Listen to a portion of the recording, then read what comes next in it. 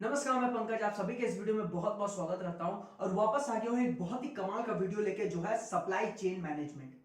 अगर आप एक मैन्युफैक्चरर हो या फिर अगर आप कोई डिजिटल प्रोडक्ट क्रिएट कर रहे हो तो आपके लिए सप्लाई चेन को समझना ना बहुत ही ज्यादा क्रिटिकल हो जाता है। क्योंकि प्रोडक्ट का रॉ मटेरियल को लाना, उसे मैन्युफैक्चर करके एंड कंज्यूमर के हाथ तक पहुंचाना ये कोई आसान काम नहीं है।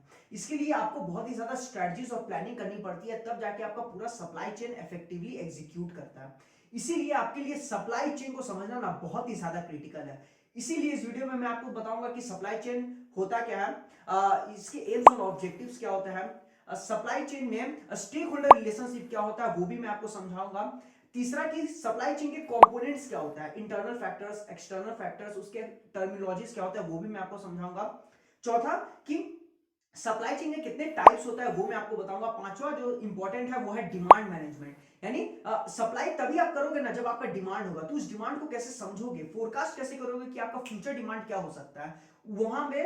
इसीलिए मैं आपको डिमांड मैनेजमेंट में आपको पूरा कंप्लीटली समझाऊंगा कि ये होता क्या है, कैसे किया जाता है। देन मैं आपको समझाऊंगा कि सेल्स एंड ऑपरेशनल प्लानिंग, यानी आपने डिमांड समझ लिया, अब आपको ऑपरेशनल में ध्यान देना कि आप सेल्स और ऑपरेशनल प्लानिंग कैसे करोगे सप्लाई चेन के अंदर।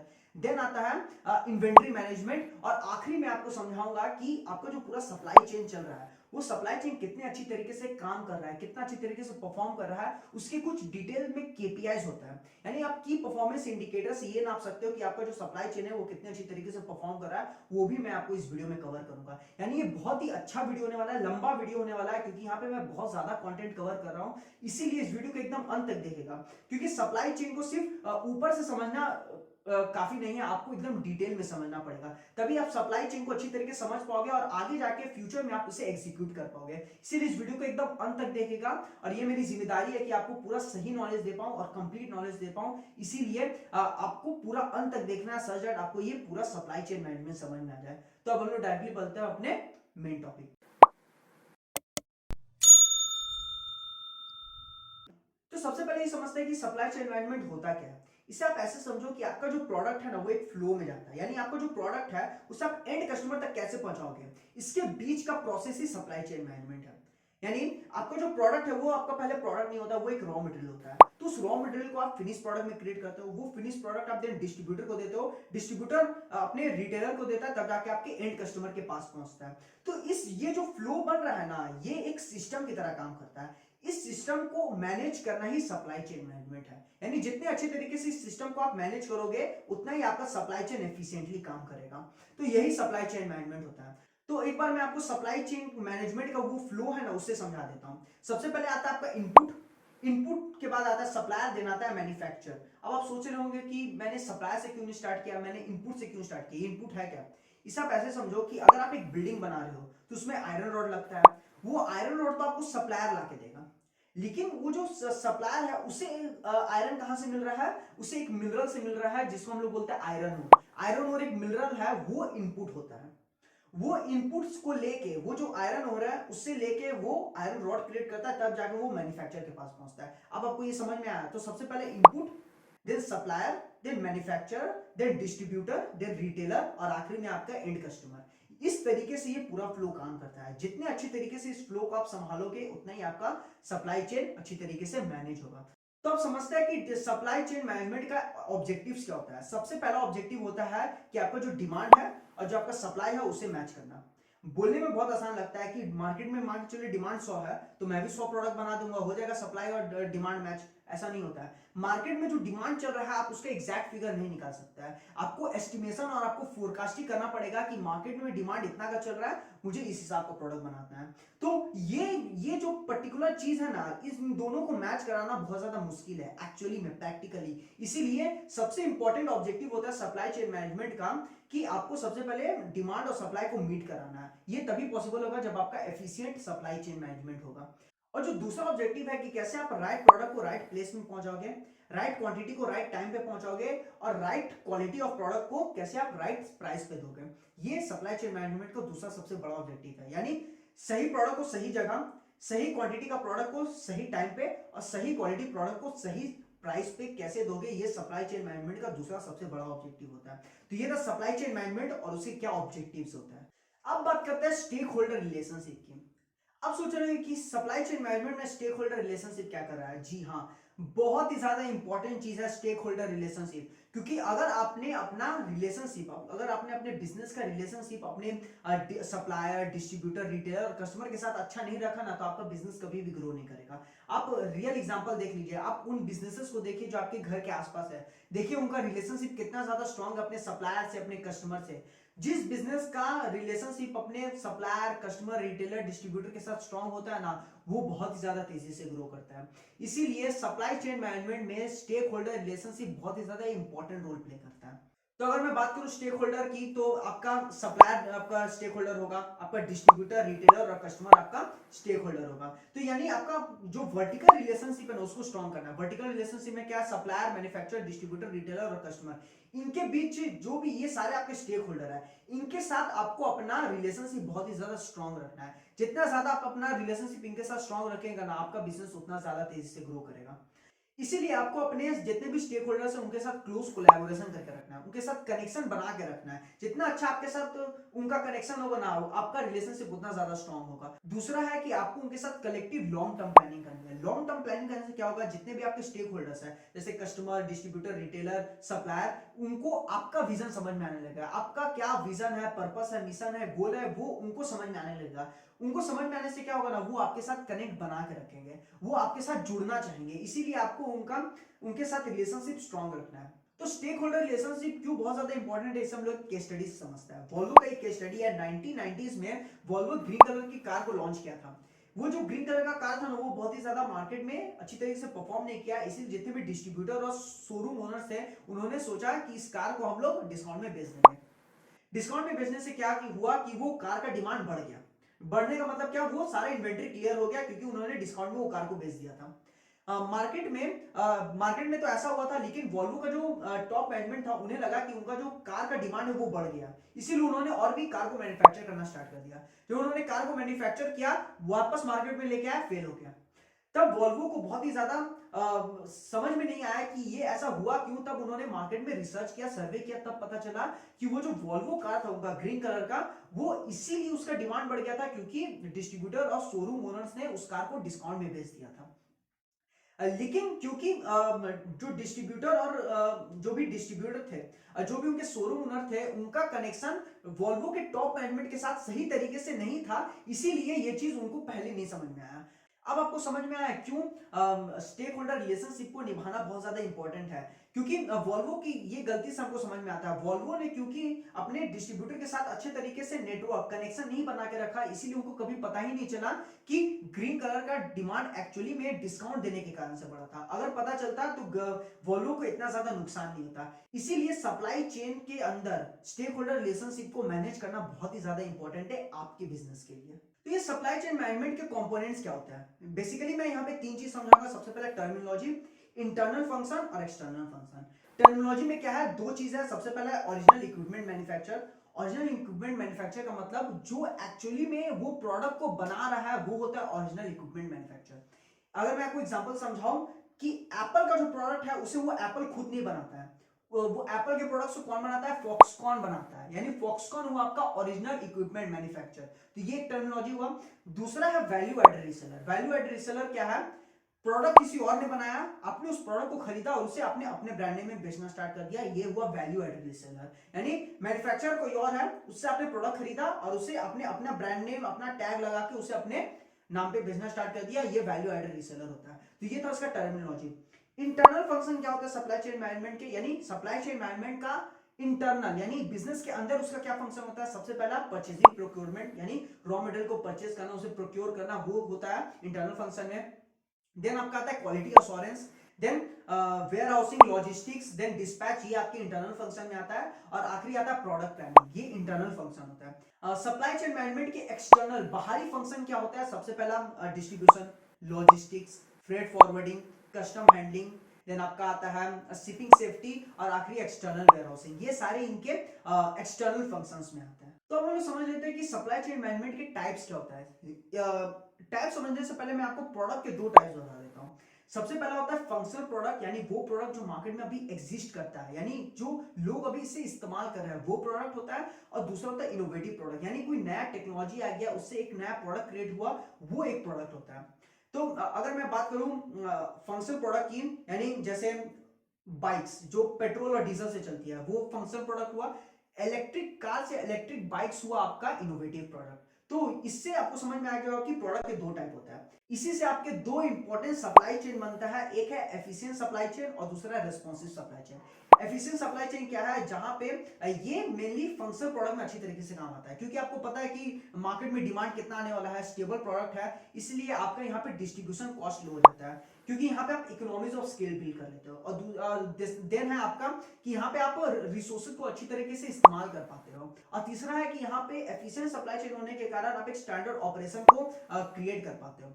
वहीं मैं बात करूं रेस्पॉन्सिव सप्लाई चेन की, तो यहाँ पे आपका रिएक्शन टाइम बहुत फास्ट होना चाहिए, क्योंकि यहाँ पे प्रेडिक्टेबल डिमांड नहीं है। यहाँ पे आपको ये नहीं पता है कि इलेक्ट्रिक बाइक का डिमांड कब 100 से 900 हो जाए या 900 से 500 हो जाए, गिर जाए, तो ये आपको पता नहीं, इसलिए आपका रिएक्शन टाइम बहुत ज्यादा फास्ट होना चाहिए। यहाँ पे क्योंकि यहाँ पे आपका डिमांड प्रेडिक्टेबल नहीं है, इसलिए आपका कॉस्ट बढ़ जाता है। इवन आपको यहाँ पे एक्सेस कैपेसिटी रखनी होती है, क्योंकि क्योंकि आपको नहीं पता डिमांड कब बढ़ जाएगा कब घट जाएगा, इसीलिए आपको एक्सेस कैपेसिटी रखनी पड़ती है, सच दैट आप उस डिमांड को अच्छी तरीके से फुलफिल कर पाओ। तो ये दो इंपॉर्टेंट टाइप्स होता है सप्लाई चेन मैनेजमेंट के। अब बात करते हैं सप्लाई चेन मैनेजमेंट के सबसे इंपॉर्टेंट टॉपिक की, जो है डिमांड मैनेजमेंट। यानी डिमांड मैनेजमेंट क्या है कि आपका जो डिमांड है उसे अपने सप्लाई कैपेबिलिटी से मैच करना, यानी डिमांड और सप्लाई को मैच करना ही आपका डिमांड मैनेजमेंट हुआ। उससे आपको बहुत ही अच्छे तरीके से मैनेज करना है, क्योंकि डिमांड में हमेशा फ्लक्चुएशन आते रहेगा, वेरिएशन होते रहेगा, उससे आप कितने अच्छी तरीके से बैलेंस करके रख पाओगे, वो आपके लिए बहुत ज्यादा इंपॉर्टेंट है। डिमांड वेरिएशन कुछ भी कोई भी तरीके से हो सकता है, सीजनल तरीके से भी हो सकता है, फैशन में चेंज आ गया, कस्टमर बिहेवियर में कोई चेंज आ गया, आपने मार्केटिंग और प्रमोशन में ज्यादा खर्च कर दिया तो डिमांड बढ़ गया, कम खर्च किया तो डिमांड घट गया, तो इस तरीके से वेरिएशन आते रहता है। तो उसको आप कैसे मैनेज करोगे, इसके लिए आपको तीन चीजों पे ध्यान रखना है, forecasting demand, internal demand management और external demand management. Forecasting demand क्या है कि आपको सबसे पहले ये देखना है कि आपका डिमांड मार्केट में होगा कितना, यानी मार्केट में आपका फ्यूचर डिमांड कितना होगा, आपको वो पहले प्रेडिक्ट करना है। जब आप प्रेडिक्ट कर लोगे ना, तभी आप सही तरीके से आप अपना सप्लाई चेन को क्रिएट कर पाओगे, यानी आप उसी हिसाब से प्रोडक्ट को क्रिएट कर पाओगे और मार्केट में उतार पाओगे। इसीलिए फोरकास्टिंग करना आपके लिए बहुत ज्यादा जरूरी है।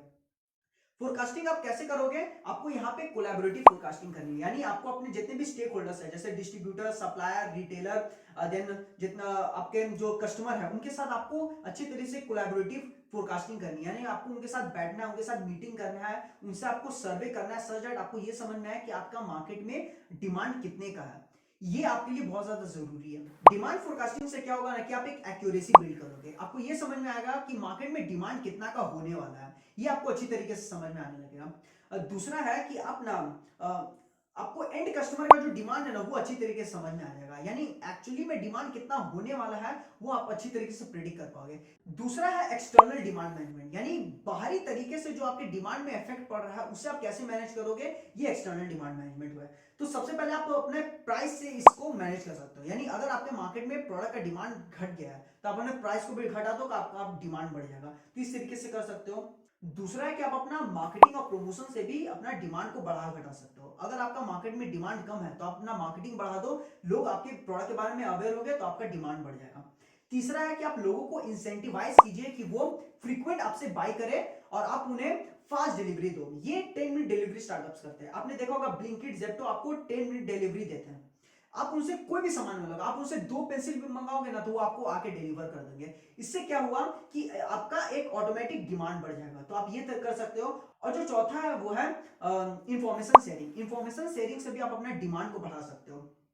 आपने वो ऐड देखा है, म्यूचुअल फंड सही है, यहाँ पे क्या है कि जो गवर्नमेंट बॉडी है, association of mutual fund in India, ये एक एडवर्टाइजमेंट करती है डिफरेंट एडवर्टाइजिंग चैनल्स के थ्रू कि वो म्यूचुअल फंड्स को और भी ज्यादा प्रमोट करती है कि लोग इसे भी एक इन्वेस्टमेंट ऑप्शन माने और लोग म्यूचुअल फंड में इन्वेस्ट करें। इससे भी आप अपने डिमांड को बढ़ा सकते हो।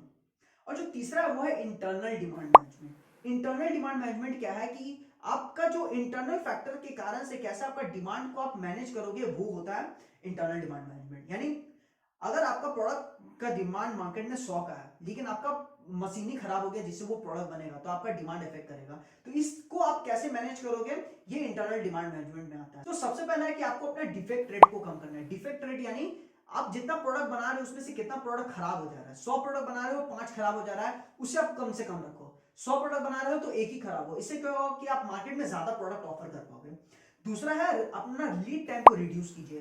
लीड टाइम को रिड्यूस करने का मतलब क्या हुआ, जो प्रोडक्ट रॉ मटेरियल में है उसे फिनिश गुड में बनाना और उसे डिफरेंट चैनल के थ्रू भेज के अपने एंड कस्टमर के हाथ में देना, इसके भी जितना भी टाइम लगता है ना उसको बोलता है लीड टाइम। इससे आप जितना कम से कम रखोगे ना तो कस्टमर के पास प्रोडक्ट आपका उतना जल्दी आएगा। इससे क्या होगा, आपका डिमांड ऑटोमेटिक बढ़ेगा। तीसरा है जस्ट इन केस प्रोडक्शन, यानी अगर आपको ओवर प्रोडक्शन से बचना है ना तो आप जस्ट इन केस प्रोडक्शन का इस्तेमाल कर सकते हो। यानी आप मार्केट में पहले से प्रोडक्ट बना के नहीं रखते हो, आप अपना इन्वेंटरी यानी अपना रॉ मटेरियल को पहले से जुगाड़ के रखते हो, सच दैट जैसी मार्केट में डिमांड है हम वो प्रोडक्ट को बना के मार्केट में देते हैं।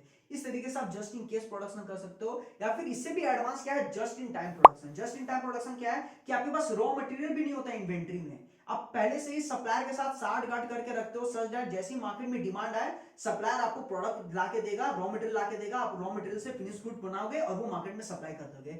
इससे क्या होता है कि आपका इन्वेंटरी की कॉस्ट बच जाती है। जस्ट इन केस में आपको इन्वेंटरी रखना पड़ रहा है इसीलिए आपको कॉस्ट पड़ रही है, जस्ट इन टाइम में वो भी नहीं करना पड़ेगा। इससे क्या होगा कि आपका कॉस्ट बचेगा, आप मार्केट में और भी अच्छी तरीके से अपने प्रोडक्ट को ऑफर करोगे, इससे आपका डिमांड और भी ज्यादा इंक्रीज होगा। तो इस तरीके से आप पूरा डिमांड को मैनेज कर सकते हो। तो अब हम ये समझते हैं कि सप्लाई चेन के अंदर आप सेल्स एंड ऑपरेशन प्लानिंग कैसे करोगे। सेल्स एंड ऑपरेशन प्लानिंग बहुत ज्यादा इंपॉर्टेंट आपके लिए समझना है, क्योंकि आपने एक बार डिमांड फोरकास्ट कर लिया, आपको ये समझ में आ गया कि फ्यूचर में आपका डिमांड कितना होने वाला है, उस हिसाब से आपको अपना सप्लाई चेन का ऑपरेशन को मैनेज करना है। क्योंकि डिमांड पता चल जाने के बाद ना आप ऑपरेशन को उसी हिसाब से ढालने की कोशिश करते हो। इसीलिए ना ये एक फ्लो में जाता है। फ्लो में कैसे जाएगा, सबसे पहले आप डिमांड मैनेजमेंट करते हो, यानी आप फोरकास्ट करते हो कि आपका डिमांड कैसे होने वाला है फ्यूचर में, उस हिसाब से आप अपना वर्क प्लानिंग करते हो। वर्क प्लानिंग का मतलब आपके सप्लाई चेन का प्रोसेस किस हिसाब से काम करेगा उस पर आप फोकस करते हो। और आखिरी में जो तीसरा स्टेप है वो है कि आप उसके बाद रिसोर्स एंड कैपेसिटी प्लानिंग करते हो। यानी आपने एक बार डिमांड फोकस कर लिया, अपने डिमांड फोकस के हिसाब से आपने अपना प्रोसेस बना लिया कि इस हिसाब से मेरा सप्लाई चेन काम करेगा, और उसके बाद आप अपना रिसोर्स और कैपेसिटी चेक करते हो कि क्या मेरा जितना रिसोर्स है उस रिसोर्स के हिसाब से मैं अपना डिमांड को फुलफिल कर सकता हूं कि नहीं, यानी मेरा सप्लाई चेन और डिमांड क्या मैच कर पाएगा कि नहीं, उसके बाद आप ये चेक करते हो। यानी सबसे पहला स्टेप आपका है डिमांड मैनेजमेंट। डिमांड फोकस करोगे तब आप प्रोसेस प्लानिंग कर पाओगे। प्रोसेस प्लानिंग करने के बाद आपको ये समझ में आएगा कि मुझे कितने रिसोर्सेस लगेंगे, कितने कैपेसिटी लगेगी, तब जाके मेरा डिमांड वो फुलफिल होगा। तो इस तरीके से ये तीनों स्टेप काम करता है, यानी तीनों स्टेप आपके लिए बहुत ज्यादा जरूरी है। तो आप ये समझने की कोशिश करते हो अपने सेल्स एंड ऑपरेशन प्लानिंग में। इसीलिए जब भी आप सेल्स एंड ऑपरेशन प्लानिंग करो ना तो आपके लिए सबसे ज्यादा क्रिटिकल हो जाता है कि आपके पास एक सॉफ्टवेयर होना चाहिए, क्योंकि ये जो चीज है ना ये आप मैनुअली अच्छे तरीके से मैनेज नहीं कर पाओगे, आपके पास वो क्लैरिटी नहीं होगी। क्योंकि क्लैरिटी बहुत ज्यादा इंपॉर्टेंट है, क्योंकि डिमांड फोरकास्ट करना, उसके बाद उसे प्रोसेस प्लानिंग में डालना और उसके बाद उसका रिसोर्स एंड कैपेसिटी प्लानिंग को प्रेडिक्ट करना ये आसान काम नहीं है। इसके लिए आपके पास एक ईआरपी सॉफ्टवेयर होना चाहिए। ईआरपी सॉफ्टवेयर यानी इंटरप्राइज रिसोर्स प्लानिंग, ये एक ऐसा सॉफ्टवेयर है ना जो ऑल इन वन है, यानी ऑल इन वन सॉफ्टवेयर है। आपको मार्केटिंग करना है, एचआर करना है, सेल्स करना है, सप्लाई चेन मैनेज करना है, इसके लिए ये ऑल इन वन टूल है। इसीलिए ईआरपी सॉफ्टवेयर आपके बिजनेस में होना चाहिए। सप्लाई चेन का जितना भी कोर फंक्शनैलिटी है ना वो आपके लिए ईआरपी बहुत ही अच्छी तरीके से मैनेज कर लेगा। ये आपके लिए डिमांड फोरकास्ट भी करके दे देगा, यानी उसके पास, क्योंकि उसके पास हिस्टोरिकल डेटा होगा ना, क्योंकि एक सॉफ्टवेयर है तो उसके पास बहुत सारे हिस्टोरिकल डेटा होगा, उस हिस्टोरिकल डेटा को वो एनालाइज करके ये प्रेडिक्ट कर देगा कि फ्यूचर में आपका इतना ज्यादा डिमांड होने वाला है। ये आपके कस्टमर का बाइंग पैटर्न भी समझ लेता है। बाइंग पैटर्न पता होने से ना आपके लिए डिमांड फोरकास्ट करना और भी ज्यादा इजी हो जाएगा। इसके बाद accounts and finance, sales and consumption, logistics and distribution, inventory management, supplier management, ये सब कुछ जितना भी सप्लाई चेन ऑपरेशन के अंदर जो कोर फंक्शनैलिटी होता है ना वो सब आपके लिए ईआरपी सॉफ्टवेयर मैनेज करके दे देगा। क्योंकि सॉफ्टवेयर है ना, ये टेक्नोलॉजी है, ये आपके लिए ये सारा काम ऑटोमेट कर देगा। इसीलिए आपके बिजनेस में ईआरपी सॉफ्टवेयर होना ही चाहिए। अगर मैं आपको अच्छे ईआरपी सॉफ्टवेयर के बारे में बताऊं तो उसमें से एक सैप है, माइक्रोसॉफ्ट डायनामिक्स, ओरेकल ईआरपी, ये सारे टॉप ईआरपी सॉफ्टवेयर है जो आप अपने बिजनेस में इस्तेमाल कर सकते हो। इवन अगर ये सारे महंगे टूल्स है तो आप गूगल में चेक कर सकते हो और उसके बाद आप अपने हिसाब से जो आपका बिजनेस को सूट करते हैं आप उस हिसाब से भी अपना बिजनेस में ईआरपी लगा सकते हो। लेकिन सप्लाई चेन मैनेजमेंट में क्या है कि आपको ईआरपी लगाना ही चाहिए, क्योंकि आप मैन्युफैक्चर हो, आप बड़ा बिजनेस हो या फिर आप छोटा बिजनेस हो, आपके लिए ईआरपी अपने बिजनेस में होना ही चाहिए। तो ये था हमारा सेल्स एंड ऑपरेशन प्लानिंग। अब बात करते हैं इन्वेंट्री मैनेजमेंट की। इन्वेंट्री मैनेजमेंट का भी ना बहुत ही इंपॉर्टेंट रोल है। जो मैंने आखिरी के 3 टॉपिक समझाए ना, demand management, sales and operational planning और इन्वेंट्री मैनेजमेंट, ये कोर है आपके पूरे सप्लाई चेन मैनेजमेंट का। इसीलिए इन्वेंट्री मैनेजमेंट को भी समझना आपके लिए जरूरी है। इन्वेंट्री मैनेजमेंट में क्या है, आपने डिमांड फोकस कर लिया, आपने ऑपरेशन संभाल ली, सर्जर आपने अपना सप्लाई चेन को इंप्रूव कर लिया। अब आता है आपने प्रोडक्ट बना लिया, अब आप उस इन्वेंट्री को, स्टॉक को किस हिसाब से मैनेज करोगे, ये आपके लिए क्रिटिकल है। मेनली 4 प्रकार के इन्वेंट्री होता है। रॉ मटेरियल, एक होता है वर्क इन प्रोग्रेस, यानी जो प्रोडक्ट आपका भी बन रहा है वो इन प्रोग्रेस है। तीसरा आपका फिनिश गुड, यानी वो माल जो आपका ऑलरेडी बन चुका है। और चौथा होता है सर्विस इन्वेंट्री। ये 4 प्रकार के इन्वेंट्री है। इन चारों इन्वेंट्री को संभालने के लिए ना आपको कोई एक प्रकार का कॉस्ट लगता है, उस कॉस्ट को ही मैनेज करना है। और सबसे पहला है फाइनेंशियल कॉस्ट। फाइनेंशियल कॉस्ट क्या है कि आपने प्रोडक्ट बनाए, मान के चलिए आपने 100 प्रोडक्ट बनाए, ठीक है, वो 100 प्रोडक्ट बनाया और आपने इन्वेंट्री में जमा कर लिया। अब क्या है, जब तक वो 100 प्रोडक्ट बिकेगा नहीं तब तक आपका कैपिटल ब्लॉक रहेगा, क्योंकि उस 100 प्रोडक्ट को बनाने में आपको कुछ कॉस्ट लगी है। वो जब तक 100 प्रोडक्ट बिकेगा नहीं तब तक आपका वो कैपिटल, आपका वो कैश वापस आएगा नहीं, उसे आप अपने बिजनेस में लगा नहीं सकते। इसीलिए आपका वहां पे कैपिटल ब्लॉक हो जाता है। इसीलिए आपके लिए सबसे ज्यादा इंपॉर्टेंट है कि आप अपने फाइनेंशियल कॉस्ट, आपका जो इन्वेंट्री जो रखा हुआ है, उसे आप कैसे इंप्रूव करोगे, उसे कैसे आप सर्कुलेट करोगे सच दैट आपका फाइनेंशियल कॉस्ट कम हो। दूसरा है ऑर्डरिंग कॉस्ट। ऑर्डरिंग कॉस्ट क्या है कि आपका इन्वेंट्री, आपने अपना रॉ मटेरियल को मंगाया, उसमें कॉस्ट लगता है, और आपने अपने इन्वेंट्री को बेचा, उसमें भी कॉस्ट लगता है। कैसे, आपको प्रिपरेशन करना पड़ता है, आपको पेपर वर्क समझने पड़ता है, आपको डिस्ट्रीब्यूशन और लॉजिस्टिक संभालना पड़ता है। ये सारा ना ऑर्डरिंग कॉस्ट के अंदर आता है, तो इसको भी आपको इंप्रूव करना पड़ेगा। तीसरा है होल्डिंग कॉस्ट। होल्डिंग कॉस्ट क्या है, मान लीजिए अगर आपका स्टोरेज कैपेसिटी आपके वेयरहाउस का 100 है, तो जब तक वो 100 प्रोडक्ट बिकेगा नहीं ना तब तक आप नए प्रोडक्ट को वहां पे स्टोर नहीं कर सकते, क्योंकि आपका मैक्सिमम कैपेसिटी कितना का है, 100 का। तो वो जब तक 100 प्रोडक्ट बिकेगा नहीं तब तक आप नया प्रोडक्ट बना नहीं सकते। इससे क्या होगा कि आपका वो कॉस्ट पड़ रहा है, जब तक वो होल्ड, जब तक वो रखा हुआ है इन्वेंट्री, तब तक आपको कॉस्ट पड़ रही है। तो ये इनडायरेक्ट कॉस्ट है जिसको आपको समझना पड़ेगा। और जो चौथा है वो ऑपरेशनल कॉस्ट। ऑपरेशनल कॉस्ट यानी इन्वेंट्री को रखने के टाइम भी बहुत सारे कॉस्ट आता है, इंश्योरेंस समझना पड़ता है, लॉजिस्टिक और डिस्ट्रीब्यूशन समझना पड़ता है, वेयर हाउस की कॉस्ट है, रेंट देना पड़ता है, वो सारा आपका ऑपरेशनल कॉस्ट में आता है। तो आपको ये चारों कॉस्ट को आपको किसी भी तरीके से मैनेज करना है, वही इन्वेंट्री मैनेजमेंट के अंदर आता है। आप एफिशिएंट फ्रेमवर्क का इस्तेमाल कर सकते हो जिससे आप इन चारों कॉस्ट को बचा सकते हो। एफिशिएंट एनालिसिस के ऊपर मैंने डिटेल में वीडियो बनाया है, आपको डिस्क्रिप्शन में मिल जाएगा, उस वीडियो को जरूर देखिएगा, उससे आपको इन्वेंट्री मैनेजमेंट बहुत ही अच्छी तरीके से समझ आएगा। तो आप उस वीडियो को देखेगा। तो ये था हमारा इन्वेंट्री मैनेजमेंट, कि आप कैसे इन्वेंट्री को मैनेज करोगे सप्लाई चेन के अंदर। इस वीडियो का जो हमारा आखिरी टॉपिक है कि आप अपने सप्लाई चेन के परफॉर्मेंस को कितनी अच्छी तरीके से ट्रैक कर पाओगे।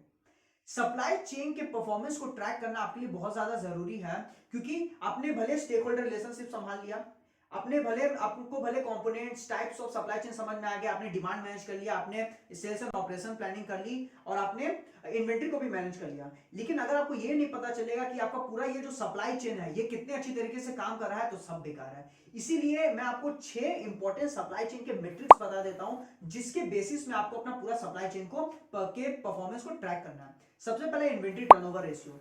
इन्वेंट्री टर्नओवर रेशियो क्या है कि आपका जो एक पर्टिकुलर इन्वेंट्री जो पड़ा है उसको आपने कितनी बार घुमा घुमा के बेचा है, वो होता है इन्वेंट्री टर्नओवर रेशियो।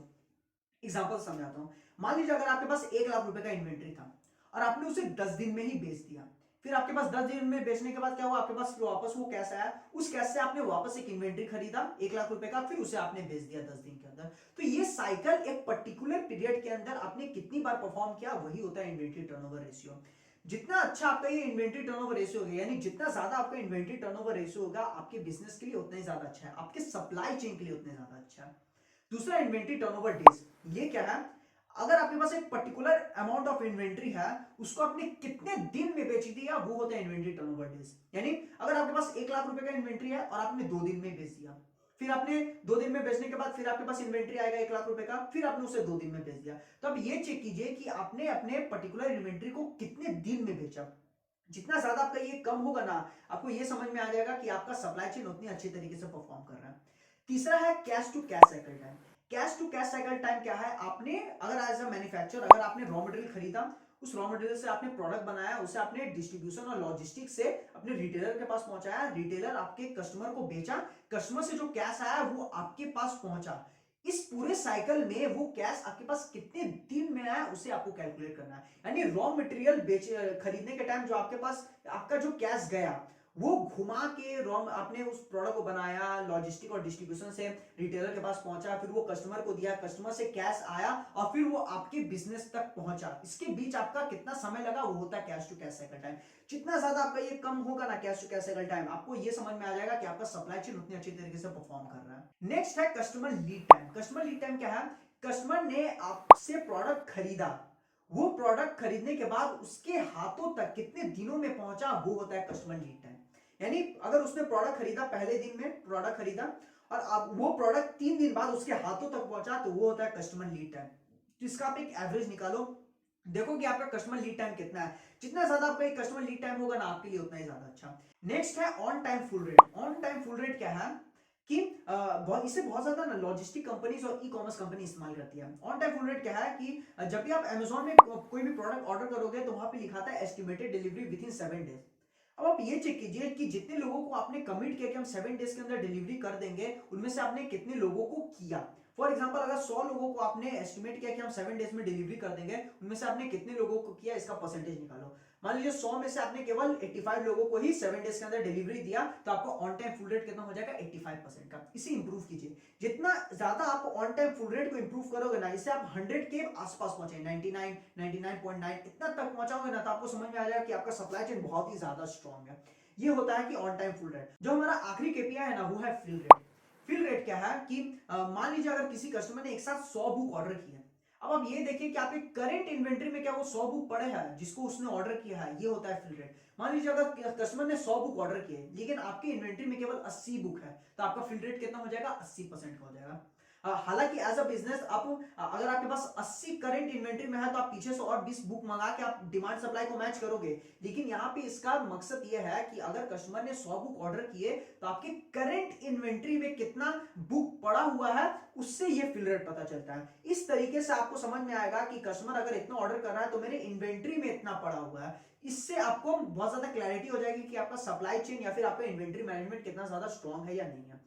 तो ये थे हमारे 6 KPIs: inventory turnover ratio, inventory turnover days, cash to cash cycle time, customer lead time, on time full rate और है फिल रेट। ये जो 6 केपीआईज है ना, इसमें आप अपने पूरे सप्लाई चेन को मैं ये कर सकते हो, ट्रैक कर सकते हो, देख सकते हो कि आपका जो पूरा सप्लाई चेन है वो कितने अच्छी तरीके से परफॉर्म कर रहा है। ये मैट्रिक्स आपके लिए बहुत ज्यादा इंपॉर्टेंट है, इसे आप एकदम याद कर लीजिए कि मुझे ये 6 केपीआईज अपने सप्लाई चेन के अंदर इसे ट्रैक करने ही है। इन 6 मैट्रिक्स पे अपने पूरे सप्लाई चेन को ट्रैक करना ही करना है। इसी के साथ हमारी वीडियो खत्म होता है। आशा करता हूं जो मैंने आपको इस वीडियो में पूरा सप्लाई चेन मैनेजमेंट समझाया ना, आपको अच्छी तरीके से समझ में आएगा। बहुत ज्यादा कंटेंट कवर किया है तभी जाके इतना ज्यादा बड़ा वीडियो बन गया। इसके लिए माफी चाहता हूं, लेकिन आपको पूरा सप्लाई चेन मैनेजमेंट समझाना था ना, इसीलिए ये इतना बड़ा वीडियो बन गया। सप्लाई चेन मैनेजमेंट होता है कि इसके ऑब्जेक्टिव्स क्या है, सप्लाई चेन में स्टेक होल्डर रिलेशनशिप क्या होता है, कंपोनेंट्स क्या होता है सप्लाई चेन के, टाइप्स ऑफ सप्लाई चेन क्या होता है, डिमांड मैनेजमेंट आप कैसे करोगे, सेल्स एंड ऑपरेशन प्लानिंग आप कैसे करोगे, इन्वेंटरी मैनेजमेंट कैसे करोगे, और सबसे इंपॉर्टेंट ये सारा सप्लाई चेन को आप किस तरीके से ट्रैक करोगे कि ये पूरा सप्लाई चेन जो मेरा चल रहा है वो कितने अच्छे तरीके से परफॉर्म कर रहा है। उसके लिए मैंने आपको सप्लाई चेन के केपीआईज भी बताया।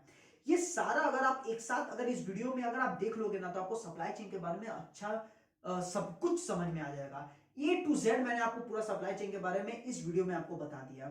इस तरीके से और भी मैंने बहुत सारे पावरफुल बिजनेस कंटेंट बनाया है। ये सप्लाई चेन मैनेजमेंट की तरह भी मैंने और भी बहुत सारे कंटेंट कवर किया है। आप मेरे वीडियो सेक्शन में जाकर पूरा एक्सप्लोर कीजिए, देखिए कौन सा वीडियो आपके लिए इंपॉर्टेंट है, आप उस वीडियो को देखिए और आप अपने बिजनेस में इंप्लीमेंट कीजिए या फिर आप इंफॉर्मेशन लीजिए, क्योंकि ये फ्यूचर में आपको काम आ सकता है। वीडियो इंफॉर्मेटिव लगा तो उसे जरूर शेयर कीजिएगा। मुझे फेसबुक और इंस्टाग्राम पे जरूर फॉलो कीजिएगा, वहां पे मैं डेली कंटेंट डाल रहा हूं और बहुत ही ज्यादा इंफॉर्मेटिव कंटेंट डाल रहा हूं। इस चैनल को जरूर सब्सक्राइब कर लीजिएगा, जब भी मैं इस तरह के पावरफुल कंटेंट बनाऊं